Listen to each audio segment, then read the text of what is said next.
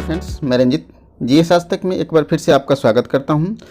दोस्तों, 67वीं UPSC CDPO exams और बिहार के अन्य एग्जाम को ध्यान में रखते हुए बिहार स्पेशल सामान्य ज्ञान के अंतर्गत आज मैं इस वीडियो में बिहार के संपूर्ण प्राचीन इतिहास के बारे में देखेंगे। संपूर्ण प्राचीन इतिहास के सभी प्रश्नों को देखेंगे। काफ़ी महत्वपूर्ण वीडियो होने वाला है। यह एक मास्टर वीडियो है और इसमें हम लोग 170 से अधिक इंपॉर्टेंट क्वेश्चन को देखेंगे जो आपके एग्जाम में आने की संभावनाएं हैं, इसलिए वीडियो काफ़ी महत्वपूर्ण होने वाला है। वीडियो को अंत तक देखिए। अगर हमारे चैनल पर नए हैं तो इसे सब्सक्राइब कर ले और बेल आइकन का बटन जरूर दबाएं ताकि आने वाले वीडियो का नोटिफिकेशन आपको सबसे पहले मिल सके। दोस्तों, सबसे पहला जो प्रश्न है वो है कि बिहार के लिए सर्वाधिक प्राचीन साहित्यिक स्रोत क्या है। बिहार के लिए सर्वाधिक प्राचीन साहित्यिक स्रोत क्या है? तो अगर सबसे प्राचीन साहित्यिक स्रोत की बात करेंगे तो है अथर्ववेद। कौन सा है? अथर्ववेद है। ऑप्शन ए इसका सही जवाब होगा। नेक्स्ट है, प्राचीन पाटलिपुत्र के संबंध में जानकारी का स्रोत क्या है। मतलब पाटलिपुत्र के बारे में हमें जानकारी कहाँ से मिलती है? तो ये भग्नावशेष, यात्रा विवरण, धार्मिक ग्रंथ, मतलब इन सभी से हमको पाटलिपुत्र के संबंध में जानकारी मिलती है। तो ऑप्शन डी इसका सही जवाब हो जाएगा। नेक्स्ट है कि बिहार से प्राप्त मौर्यकालीन अभिलेख की भाषा क्या है। बिहार से जो प्राप्त हुई है मौर्यकालीन अभिलेख, उसकी भाषा क्या है? तो दोस्तों उसकी भाषा है प्राकृत। ठीक है, कौन सी भाषा है? प्राकृत भाषा है। तो ऑप्शन सी सही जवाब हो जाएगा। नेक्स्ट है, बिहार में मौर्यकालीन अभिलेख निम्नलिखित में से किस स्थान से प्राप्त नहीं हुए हैं। मौर्यकालीन अभिलेख हमें कहाँ से प्राप्त नहीं हुआ है? तो अगर देखेंगे तो मौर्यकालीन अभिलेख सासाराम से मिला है, लड़िया नंदगढ़ और लड़िया आर्यराज से मिला है। कहाँ से नहीं मिला है? अभिलेख की बात हो रही है तो अभिलेख हमें पाटलिपुत्रा से नहीं मिला है। लेकिन मौर्यकालीन अगर बात करेंगे, अवशेष जो है वहाँ जो भवन बने थे उसके अवशेष तो मिले हैं लेकिन अभिलेख वहाँ से नहीं मिले हैं। तो इसका सही जवाब हो जाएगा ऑप्शन बी। नेक्स्ट है, बिहार में मौर्यकालीन स्थापत्य कला के साक्ष्य प्राप्त हुए हैं। मौर्यकालीन स्थापत्य कला के साक्ष्य कहाँ से प्राप्त हुए हैं बिहार में? तो राजगृह से भी मिले हैं, पाटलिपुत्रा बराबर से भी मिले। तो ऑप्शन डी इसका सही जवाब हो जाएगा। ठीक है, चलिए नेक्स्ट प्रश्न है कि इनमें से कौन बिहार आने वाले चीनी यात्री हैं। बिहार आने वाले चीनी यात्री इनमें से कौन हैं? तो फायान भी बिहार आए थे, वेनसांग भी आए थे, इत्सिंग भी आए थे। तो ऑप्शन डी इसका सही जवाब हो जाएगा। चलिए नेक्स्ट प्रश्न है कि इनमें से कौन मुगल काल में आने वाला प्रथम विदेशी यात्री था। तो मुगल काल में आने वाला अगर प्रथम विदेशी यात्री की बात करेंगे तो मुल्ला तकिया था। कौन था? मुल्ला तकिया था। तो ऑप्शन डी सही जवाब हो जाएगा। नेक्स्ट प्रश्न है, नालंदा स्थित बड़ा गांव, मतलब नालंदा महाविहार का पता किसने लगाया। नालंदा में जो बड़ा गांव है जहाँ पे नालंदा महाविहार स्थित था उसका पता किसने लगाया? तो उसका पता लगाया किसने? कनिंघम ने लगाया था। ठीक है, तो ऑप्शन ए इसका सही जवाब हो जाएगा। ठीक है, चलिए नेक्स्ट प्रश्न है, बिहार से प्राप्त मौर्य अभिलेखों की लिपि क्या है। तो बिहार से प्राप्त अगर मौर्य अभिलेखों की लिपि की बात करेंगे तो इसका सही जवाब हो जाएगा, बिहार से जो प्राप्त हुआ है उपयुक्त में से कोई नहीं, इसका ब्राही लिपि था। ठीक है, ब्राह्मणी लिपि था या ब्राही लिपि कहते हैं उसको, ब्राही लिपि। ठीक है, तो बिहार से जो लिपि प्राप्त हुई है वो कौन सा है? ब्राही लिपि है। ठीक है, नेक्स्ट है, बिहार से प्राप्त पहला द्विभाषी अभिलेख किस मध्यकालीन शासक से संबंधित है। बिहार से प्राप्त पहला द्विभाषी अभिलेख किस मध्यकालीन शासक से संबंधित है? तो ये संबंधित है दोस्तों शेरशाह से। द्विभाषी अभिलेख शेरशाह के समय का मिला है। तो ऑप्शन बी सही जवाब हो जाएगा। नेक्स्ट है कि 6ठी शताब्दी के 16 महाजनपदों में से कितने महाजनपद बिहार में स्थित थे। 16 महाजनपदों में से 3 महाजनपद बिहार में स्थित थे, जिसको हम लोग इस तरह से याद रखते हैं, एमबीए मतलब मगध, बज्जी और अंग, ये 3 जो थे वो बिहार में स्थित थे। तो इसको आप इस तरह से याद कर सकते हैं। और ये जो सभी महाजनपदों का जो वर्णन है, 16 महाजनपदों का वर्णन अंगुत्तर निकाय में किया गया है। ठीक है, बौद्ध ग्रंथ है ये। नेक्स्ट है, कौन सा महाजनपद बिहार के क्षेत्र में स्थित नहीं थे। ठीक है, तो अभी हम लोगों ने देखा कि अंग है, मगध है, बज्जी है, तो कौन सा नहीं है? वत्स नहीं है। तो ऑप्शन बी सही जवाब हो जाएगा। नेक्स्ट है, अंग महाजनपद बिहार के किस क्षेत्र में स्थित थे। तो अंग महाजनपद जो थे बिहार के भागलपुर और मुंगेर का जो क्षेत्र था वही अंग महाजनपद था। तो ऑप्शन इसका सी सही जवाब हो जाएगा, भागलपुर के मुंगेर क्षेत्र, मुंगेर भागलपुर क्षेत्र। नेक्स्ट है, मगध महाजनपद की प्रारंभिक राजधानी कौन सी थी। मगध महाजनपद की प्रारंभिक राजधानी कौन थी? गिरिब्रज या राजगृह थी। ठीक है, उसके बाद वैशाली, पाटलिपुत्रा बना है बारी बारी से, लेकिन इसकी प्रारंभिक राजधानी गिरिब्रज या राजगृह थी। ठीक है, नेक्स्ट है कि कौन से महाजनपद में गणतंत्रात्मक व्यवस्था थी? कौन से महाजनपद में गणतंत्रात्मक व्यवस्था थी? तो इसका सही जवाब हो जाएगा ऑप्शन बी, बज्जी महाजनपद में गणतंत्रात्मक व्यवस्था थी। और इसके अंतर्गत जो थे एक संघ थे, 8 राज्यों का एक संघ था। ठीक है, कितने राज्यों का? 8 राज्यों का एक संघ था और सभी में उसमें से एक था लिच्छवी संघ। ठीक है, उसमें से एक लिच्छवी संघ था और ये सभी जो थे वो जितने भी संघ थे वो वहाँ पे गणतंत्रात्मक व्यवस्था के आधार पर शासकों का चयन होता था। ठीक है, चलिए नेक्स्ट है, जैन धर्म के 24वें तीर्थंकर महावीर स्वामी का जन्म कब और कहाँ हुआ? ठीक है, जैन धर्म के 24वें तीर्थंकर महावीर स्वामी का जन्म कब और कहाँ हुआ? तो इसका सही जवाब हो जाएगा 540 ईस्वी पूर्व में कुंडग्राम में हुआ था। ठीक है, कुंडग्राम में इनका जन्म हुआ था। नेक्स्ट प्रश्न है, 17वां प्रश्न है कि जैन धर्म के 24वें तीर्थंकर महावीर स्वामी के निर्वाण कब और कहाँ प्राप्त हुआ? निर्वाण कब और कहाँ प्राप्त हुआ? तो इनको निर्वाण की बात करेंगे तो निर्वाण जो है 72 वर्ष की आयु में कहाँ प्राप्त हुआ? पावापुरी में। ठीक है, ऑप्शन बी सही जवाब हो जाएगा। नेक्स्ट है, जैन धर्म के 24वें तीर्थंकर महावीर स्वामी को कैवल्य कब और कहाँ? कैवल्य मतलब ज्ञान, ज्ञान कब और कहाँ प्राप्त हुआ?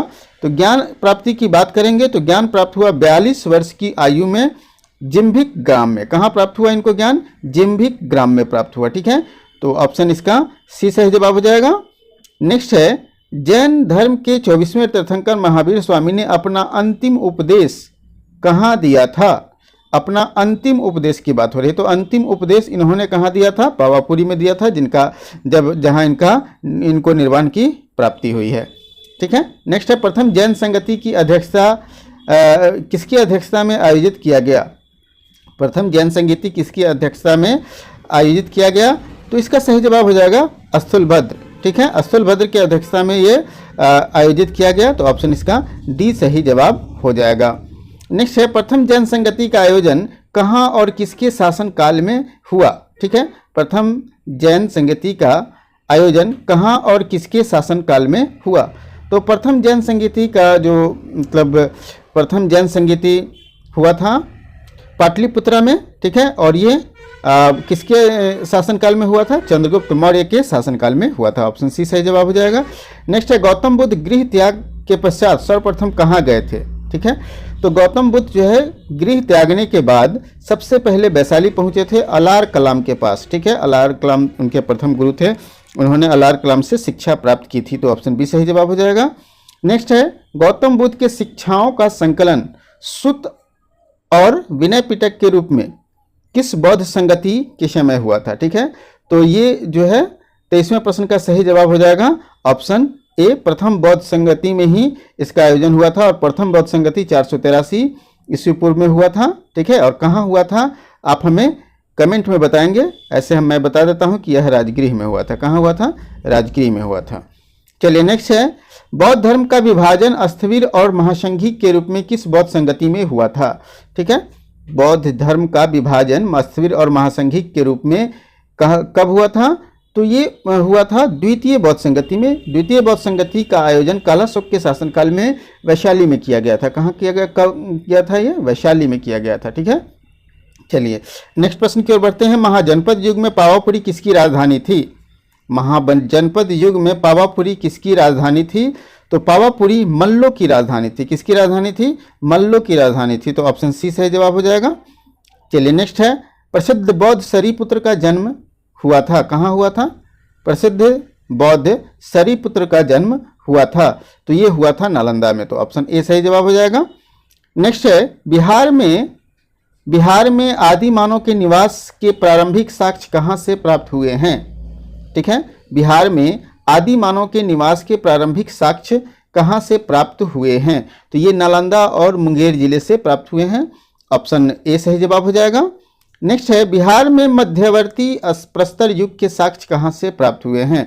बिहार में मध्यवर्ती प्रस्तर युग के साक्ष्य कहाँ से प्राप्त हुए हैं? तो ये मुंगेर से प्राप्त हुए हैं। ठीक है, मुंगेर से प्राप्त हुए हैं, ऑप्शन ए सही जवाब हो जाएगा।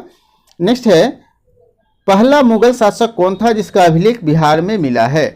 पहला मुगल शासक कौन था जिसका अभिलेख बिहार में मिला है? तो ये ऑप्शन डी हो जाएगा, अकबर के समय का अभिलेख जो है वो बिहार में मिला है। चलिए नेक्स्ट, और 31वां प्रश्न है कि बौद्ध धार्मिक साहित्य में कौन ग्रंथ प्राचीन बिहार के इतिहास के संबंध में जानकारी के स्रोत है। ठीक है, तो ये है दीघनिकाय, जिसके बारे में मतलब प्राचीन बिहार के बारे में इसमें पूरे विस्तार से वर्णन किया गया है। ठीक है, तो इसका ऑप्शन बी सही जवाब हो जाएगा। नेक्स्ट है कि प्राचीन भारत में साम्राज्यवाद की शुरुआत और विकास का श्रेय किसे दिया जाता है। प्राचीन भारत में साम्राज्यवाद की शुरुआत और विकास का श्रेय किसे दिया जाता है, तो ये मगध को दिया जाता है। ठीक है, ऑप्शन बी सही जवाब हो जाएगा। नेक्स्ट है महाभारत तथा पुराणों के अनुसार मगध का सर्वप्रथम राजवंश कौन था। तो मगध पर जो सर्वप्रथम राजवंश था वो बृहदत्त वंश था, उसके बाद हर्यक वंश, फिर मौर्य वंश आया था। ठीक है, उसके बाद नंद वंश, फिर शुंग वंश आया था। ठीक है, नेक्स्ट है मगध साम्राज्य का वास्तविक संस्थापक किसे माना जाता है। मगध संस्थापक का वास्तविक संस्थापक किसे माना जाता है, तो ये वास्तविक संस्थापक की अगर बात करेंगे हम लोग 34वें प्रश्न की, तो बिंबिसार को माना जाता है वास्तविक संस्थापक, मगध का वास्तविक संस्थापक। तो ऑप्शन सी सही जवाब हो जाएगा। नेक्स्ट है बिंबिसार एवं अजातशत्रु का संबंध किस वंश से है।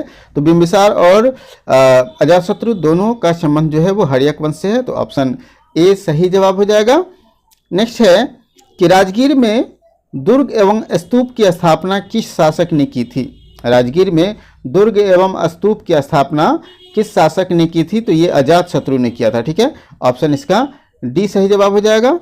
नेक्स्ट है वज्जित संघ के लिच्छवियों को पराजित करने वाला मगध शासक कौन था। वज्जित संघ के लिच्छवियों को पराजित करने वाला मगध शासक कौन था, तो ये अजातशत्रु ही थे जिन्होंने लिच्छवियों को हराया था। तो ऑप्शन डी सही जवाब हो जाएगा। नेक्स्ट है अजातशत्रु के साथ प्रेम संबंध के लिए चर्चित नर्तकी अम्रपाली कहाँ की थी। ठीक है, कहाँ के रहने वाली थी अम्रपाली, जो अजातशत्रु के साथ प्रेम संबंध के लिए जानी जाती थी, तो ये है वैशाली की रहने वाली। ठीक है, ऑप्शन सी सही जवाब हो जाएगा।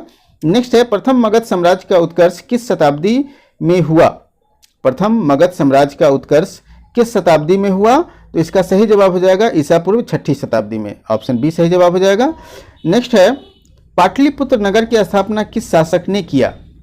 पाटलिपुत्र नगर की स्थापना उदयन के द्वारा किया गया, ये कई बार एग्जाम में पूछा भी गया है। ऑप्शन ए सही जवाब हो जाएगा। ठीक है, 41वां प्रश्न है कि हर्यक वंश का अंतिम शासक कौन था, तो ये थे नागदशक। कौन थे, नागदशक। ऑप्शन सी सही जवाब हो जाएगा। हर्यक वंश के बाद मगध पर किस वंश की सत्ता स्थापित हुई, तो हर्यक वंश के बाद मगध पर जो है वो किस वंश की सत्ता स्थापित हुई, वो सत्ता स्थापित हो गई थी नंद वंश की। ठीक है, ऑप्शन ए सही जवाब हो जाएगा। नेक्स्ट है मगध के किस शासक ने गिरिब्रज के अतिरिक्त वैशाली को भी अपनी राजधानी बनाई। मगध के किस शासक ने गिरिब्रज के अतिरिक्त वैशाली को भी अपनी राजधानी बनाई, तो इसका सही जवाब हो जाएगा शिशुनाग। ऑप्शन बी इसका सी सही जवाब हो जाएगा। नेक्स्ट है द्वितीय बौद्ध संगति का आयोजन कहाँ और किसके शासनकाल में हुआ था। तो द्वितीय बौद्ध संगति का आयोजन जो है वो वैशाली में कालाशोक के शासनकाल में हुआ था। ऑप्शन बी सही जवाब हो जाएगा। नेक्स्ट है द्वितीय बौद्ध संगति की अध्यक्षता किसने की थी, तो द्वितीय बौद्ध संगति की अध्यक्षता सबा करीम ने की थी। ठीक है, ऑप्शन डी सही जवाब हो जाएगा, सबा करीम।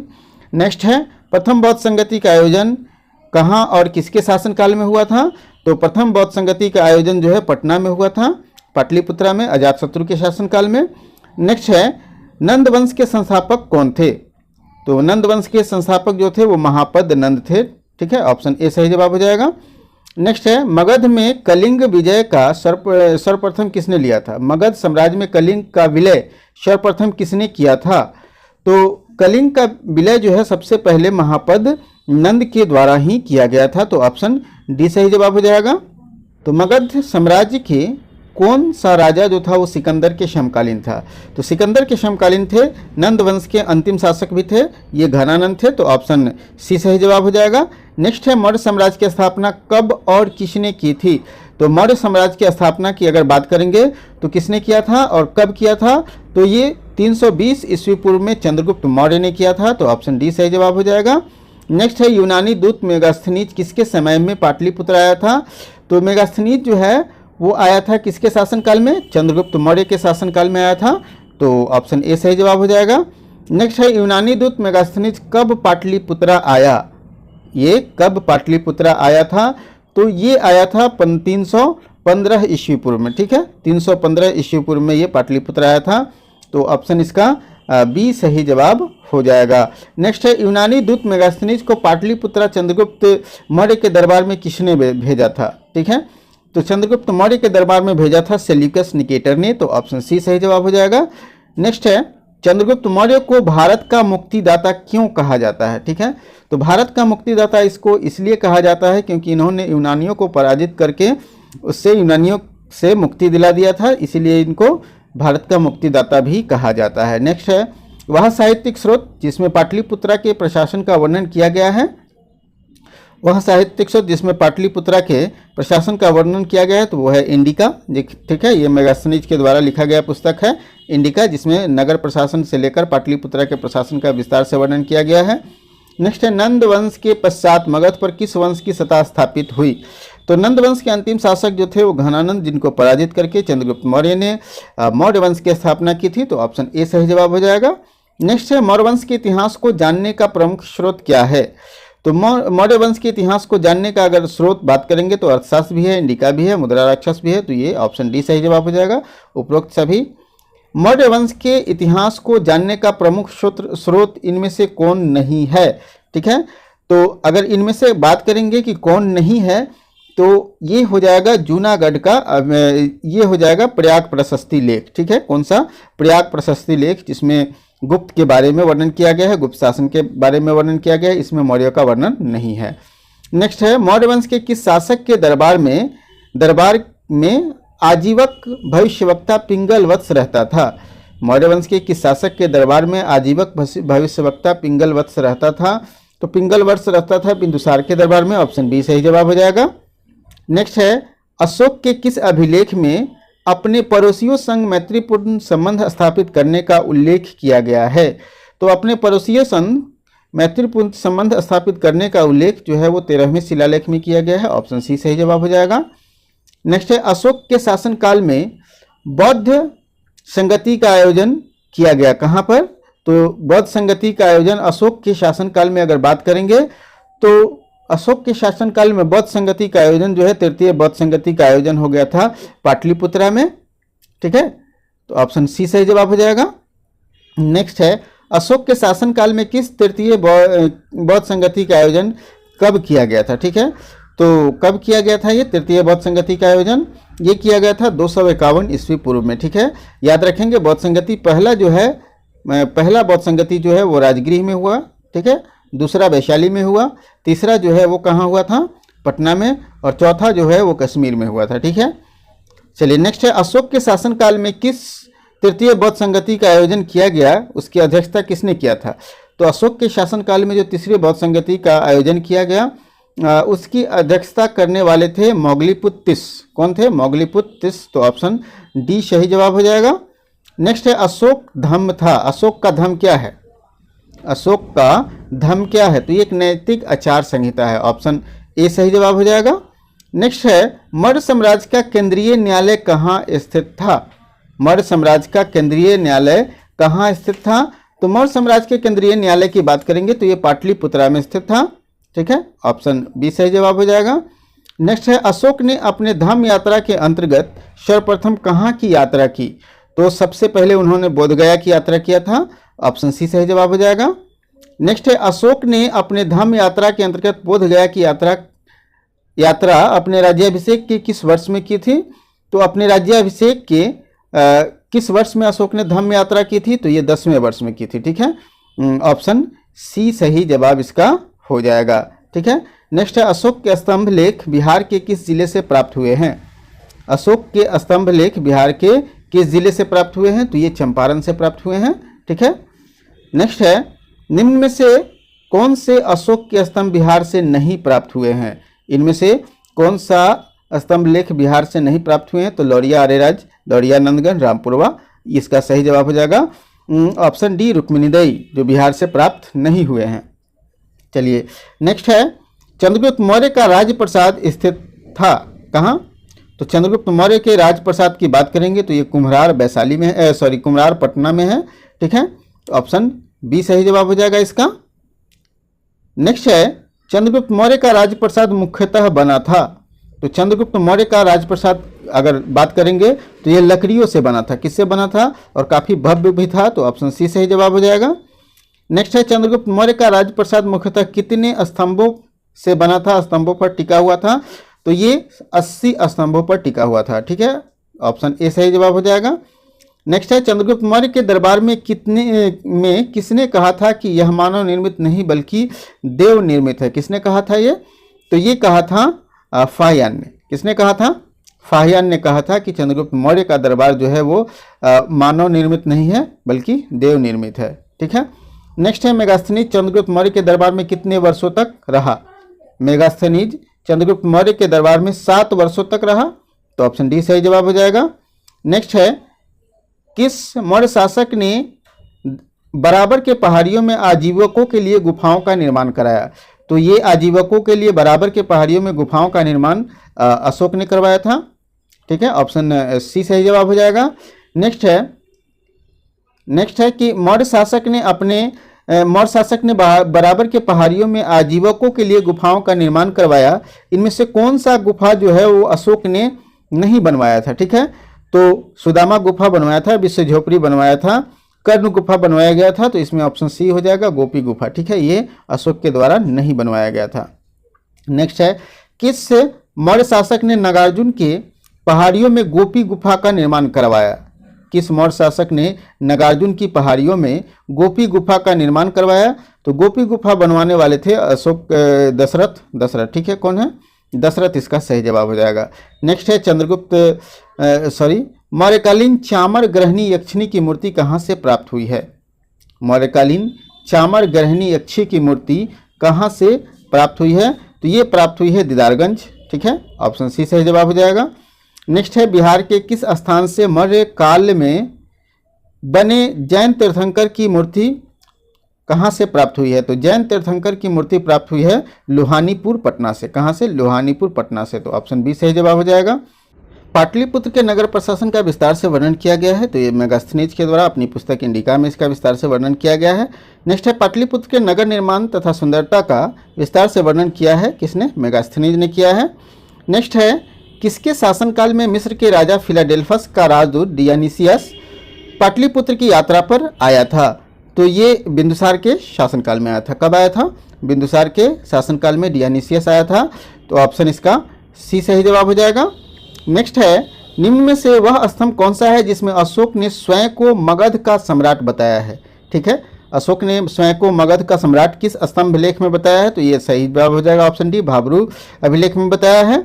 नेक्स्ट है, बराबर के गुफाओं का निर्माण किसके आश्रय के लिए किया गया था?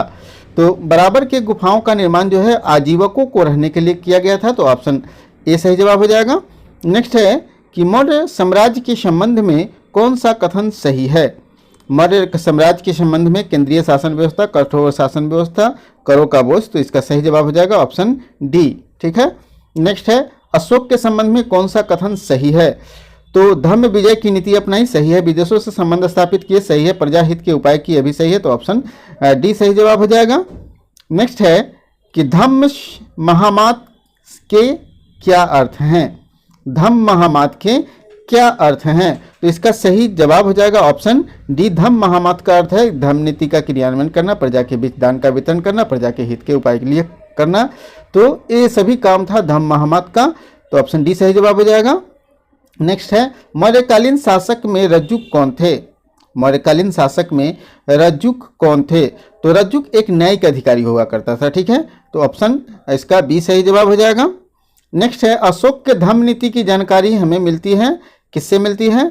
तो अशोक के अगर धम्म नीति की बात करेंगे जानकारी, तो ये 7वें शिलालेख, 12वें शिलालेख, द्वितीय स्तंभलेख, उपयुक्त में सभी में कुछ न कुछ धर्म के नीतियों के बारे में चर्चा किया गया है, तो ऑप्शन इसका डी सही जवाब हो जाएगा। ठीक है।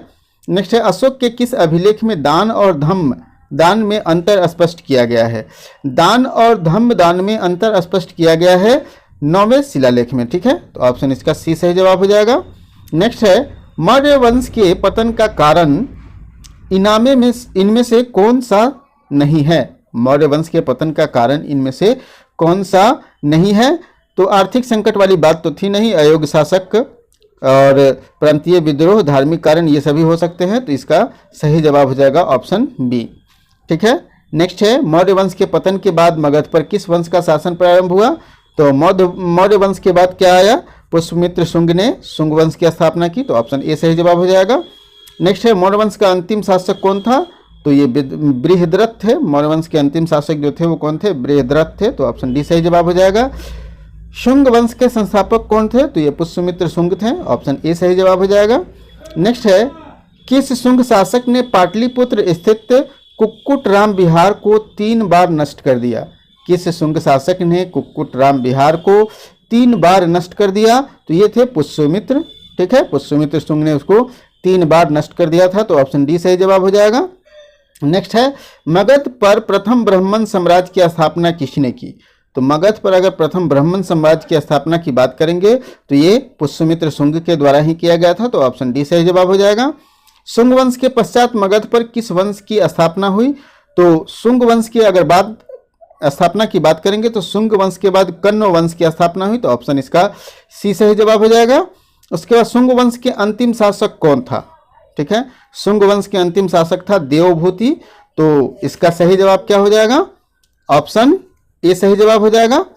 चलिए नेक्स्ट प्रश्न है कण्व वंश के बाद मगध पर किस वंश ने सत्ता संभाली? कण्व वंश के बाद मगध पर किस वंश ने सत्ता संभाली? तो कण्व वंश के बाद आंध्र सातवाहन वंश आए हैं। ऑप्शन बी सही जवाब हो जाएगा। नेक्स्ट है कण्व वंश का अंतिम शासक कौन था? कण्व वंश का अंतिम शासक कौन था? तो ये सुशर्मा थे। ऑप्शन सी सही जवाब हो जाएगा। नेक्स्ट है आंध्र सातवाहन वंश के संस्थापक कौन थे? आंध्र सातवाहन वंश के संस्थापक कौन थे? तो इसके संस्थापक थे सिमुक। ठीक है, आंध्र सातवाहन वंश के संस्थापक सिमुक थे। ऑप्शन ए सही जवाब हो जाएगा। शुंग कला के उत्कृष्ट नमूने बिहार के किस स्थान से प्राप्त हुए हैं? तो शुंग कला के उत्कृष्ट नमूने बिहार के बोधगया से प्राप्त हुए हैं। ऑप्शन सी सही जवाब हो जाएगा। नेक्स्ट है मगध पर शासन करने वाले राजवंश का सही क्रम बताना है। तो सही क्रम में अगर बात करेंगे हम लोग मगध पर शासन करने वाले राज का, तो हर्यक वंश के बाद शिशुनाग वंश आए हैं। ठीक है, नंद वंश आए हैं, मौर्य वंश, शुंग वंश, कर्ण वंश। तो इसका हो जाएगा ऑप्शन डी सही जवाब हो जाएगा। चलिए नेक्स्ट है शुंग की राजधानी बताइए। शुंग वंश की राजधानी कहाँ थी? तो शुंग वंश की राजधानी थी पाटलिपुत्र। ठीक है, नेक्स्ट है सुप्रसिद्ध बौद्ध विद्वान अश्वघोष को आश्रय देने वाला शासक कौन था? सुप्रसिद्ध बौद्ध विद्वान अश्वघोष को आश्रय देने वाला शासक कौन था? तो इनको आश्रय दिया था कनिष्क ने। किसने दिया था? कनिष्क ने आश्रय दिया था। तो ऑप्शन डी सही जवाब हो जाएगा। नेक्स्ट है पाटलिपुत्र पर यवनों का आक्रमण किसके शासनकाल में हुआ था? तो पाटलिपुत्र पर यवनों के आक्रमण जो है वो पुष्यमित्र शुंग के काल में हुआ था। ऑप्शन बी सही जवाब है। पाटलिपुत्र पर यवनों ने पुष्यमित्र शुंग के शासनकाल में आक्रमण किया, इसका वर्णन किस ग्रंथ में किया गया है? तो इसका वर्णन गार्गी संहिता में किया गया है। तो ऑप्शन सी सही जवाब हो जाएगा। नेक्स्ट है कलिंग शासक खारवेल ने मगध पर आक्रमण कब किया था? ठीक है, तो कलिंग शासक खारवेल ने मगध पर आक्रमण 1ली शताब्दी ईस्वी पूर्व के अंत में किया था। तो ऑप्शन ए सही जवाब हो जाएगा। नेक्स्ट है गुप्त वंश की स्थापना किसने की थी? ठीक है, गुप्त वंश की स्थापना किसने की थी? तो ये उपगुप्त हैं। ऑप्शन डी सही जवाब हो जाएगा। नेक्स्ट है चंद्रगुप्त प्रथम का राज्याभिषेक कहाँ हुआ था?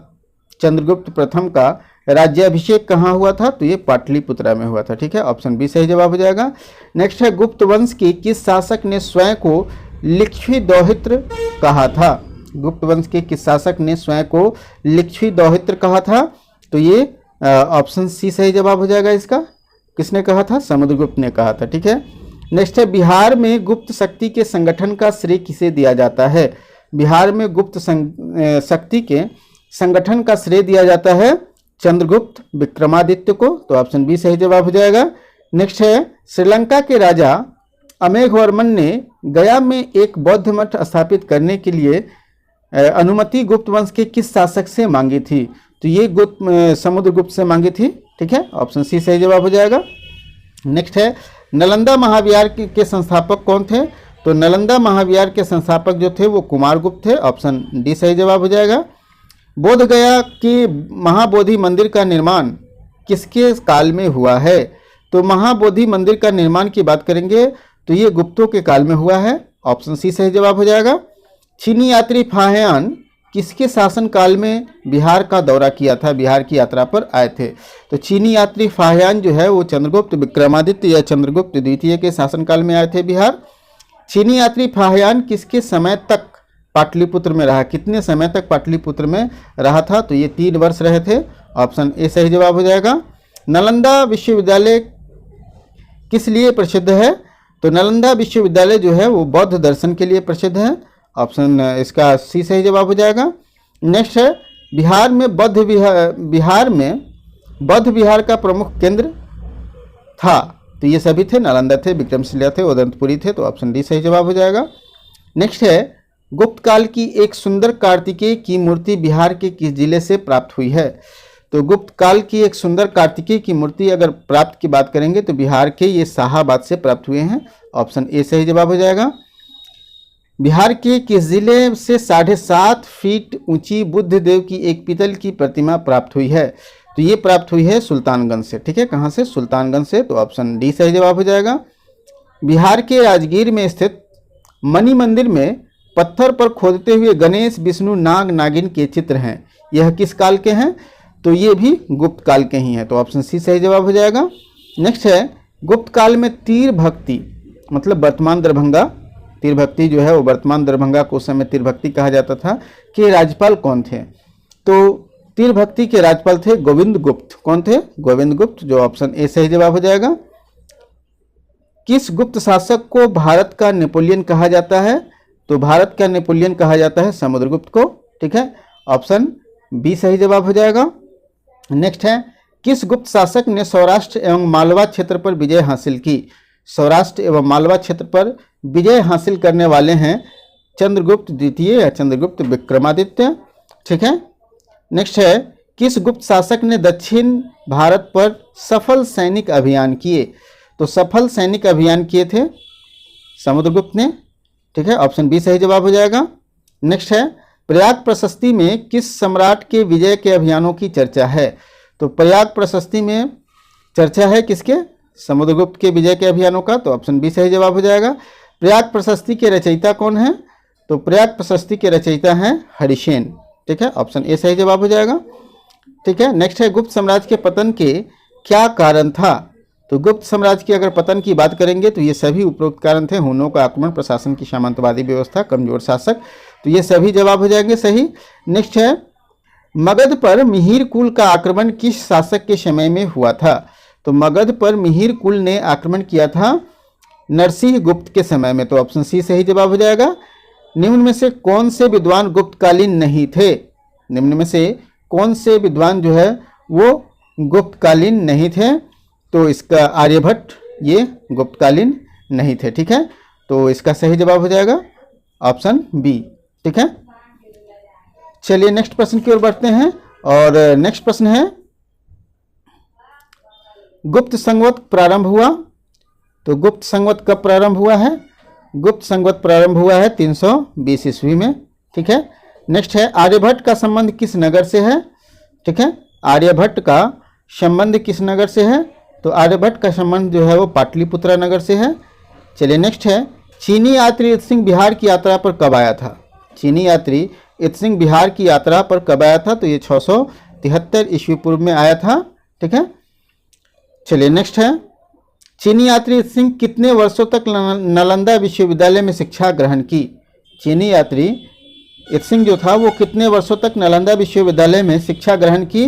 तो ये 10 वर्षों तक नालंदा विश्वविद्यालय में शिक्षा ग्रहण की थी, ऑप्शन सी सही जवाब हो जाएगा। चीनी यात्री ह्वेनसांग कितने वर्षों तक नालंदा विश्वविद्यालय में शिक्षा ग्रहण किए? तो ये थे 5 वर्ष तक शिक्षा ग्रहण किए, ऑप्शन ए सही जवाब हो जाएगा। चीनी यात्री ह्वेनसांग कब पाटलिपुत्रा की यात्रा की थी? तो ये पाटलिपुत्र आए थे 635 ईस्वी पूर्व में, ठीक है, ऑप्शन ए सही जवाब हो जाएगा। नेक्स्ट है बोध गया के जो बोधि वृक्ष की क्षति पहुंचाने वाले शासक कौन थे? तो ये क्षति पहुंचाने वाले थे शशांक, ठीक है, शशांक थे, ऑप्शन डी सही जवाब है। बोध गया में लगा बोधि वृक्ष अपने पीढ़ी का कौन सा है ये? तो ये अपने अगर पीढ़ी की बात करेंगे तो कहीं आपको चतुर्थ कहेंगे, कहीं पंचम कहेंगे, ठीक है, तो इसको याद रखेंगे पंचम, ठीक है। चलिए नेक्स्ट है, पाल वंश के संस्थापक कौन थे? पाल वंश के संस्थापक कौन थे? तो पाल वंश के संस्थापक की बात करेंगे तो ये थे गोपाल। ठीक है, ऑप्शन सी सही जवाब हो जाएगा। विक्रमशिला विश्वविद्यालय के संस्थापक कौन थे? विक्रमशिला विश्वविद्यालय के संस्थापक धर्मपाल। ठीक है, ऑप्शन ए सही जवाब हो जाएगा। उदंतपुरी विश्वविद्यालय के संस्थापक कौन थे?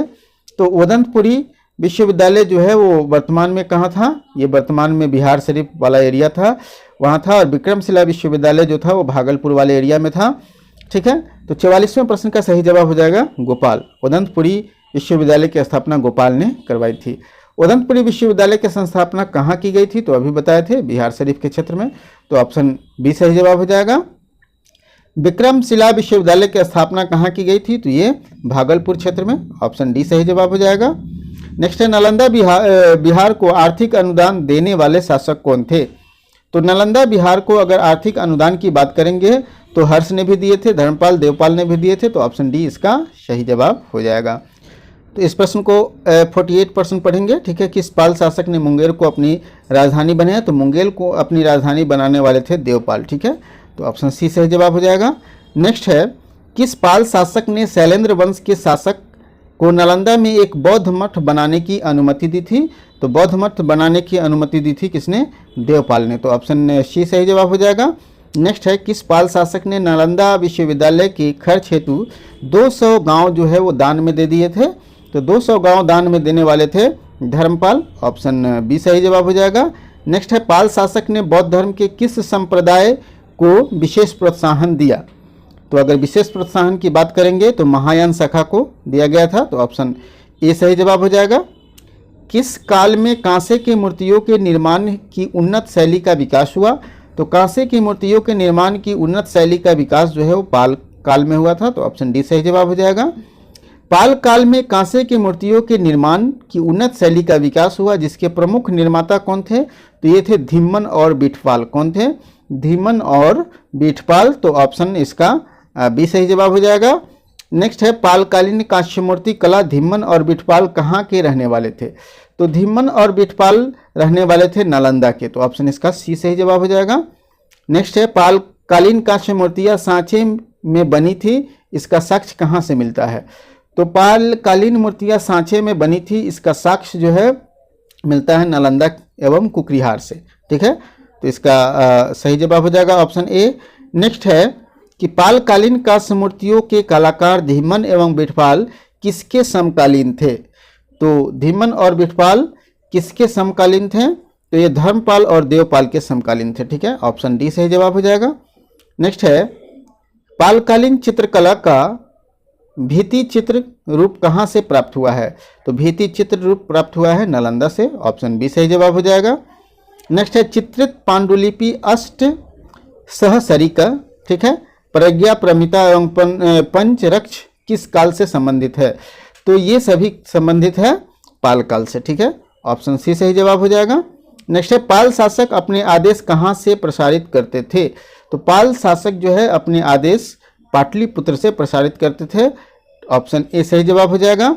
नेक्स्ट है, देवपाल के अनुमति से सुमित्रा के राजा जो है सुमित्रा के राजा बलदेव पुत्र ने कहाँ विदेशी विद्यार्थियों के लिए एक छात्रावास का निर्माण करवाया था? तो ये नालंदा में, नालंदा महाविहार में एक छात्रावास का निर्माण कराया गया था। ऑप्शन बी सही जवाब हो जाएगा। पाल काल में श्री नगर भुक्ति कहा जाता था। ठीक है, पाल काल में श्री नगर भुक्ति किसको कहा जाता था? तो ये मगध को कहा जाता था। ठीक है, नेक्स्ट है, मिथिला या तिरहुत कर्नाट वंश का उदय 1097-98 में किस शासक के समय में हुआ था? मतलब कर्नाट वंश का उदय 1097-98 में किस के काल में हुआ था? तो ये रामपाल के काल में हुआ था। ठीक है, ऑप्शन ए सही जवाब हो जाएगा। मिथिला या तिरहुत के कर्नाट वंश का संस्थापक कौन था? तो कर्नाट वंश के संस्थापक थे नान्यदेव। ऑप्शन बी सही जवाब हो जाएगा। मिथिला या तिरहुत के कर्नाट वंश का अंतिम शासक कौन था? तो हरि सिंह थे। ऑप्शन सी सही जवाब हो जाएगा। नेक्स्ट है, बख्तियार खिलजी के आक्रमण के समय कर्नाट राज्य पर किसका शासन था? तो जिस समय ने बख्तियार खिलजी ने आक्रमण किया था उस समय कर्नाट पर नरसिंह देव का शासन था। तो ऑप्शन डी सही जवाब हो जाएगा। नेक्स्ट है, कर्नाट शासकों में कौन सा एक महान समाज सुधारक भी था? तो एक महान समाज सुधारक भी था, वो था हरि सिंह। ठीक है, ऑप्शन सी सही जवाब हो जाएगा। कर्नाट शासक के काल में मिथिला क्षेत्र में पंजी प्रबंध का विकास हुआ। ठीक है, किसके शासनकाल में हुआ पंजी प्रबंध का विकास? तो ये हरि सिंह के शासनकाल में हुआ था। ठीक है, ऑप्शन सी सही जवाब हो जाएगा। मिथिला के कर्नाट शासक की राजधानी कहाँ थी? तो मिथिला के कर्नाट शासक की राजधानी थी सिमरावगढ़। कहाँ थी? सिमरावगढ़। तो ऑप्शन डी सही जवाब हो जाएगा। मिथिला के कर्नाट वंश का अंत कब हुआ? मिथिला के कर्नाट वंश का अंत कब हुआ?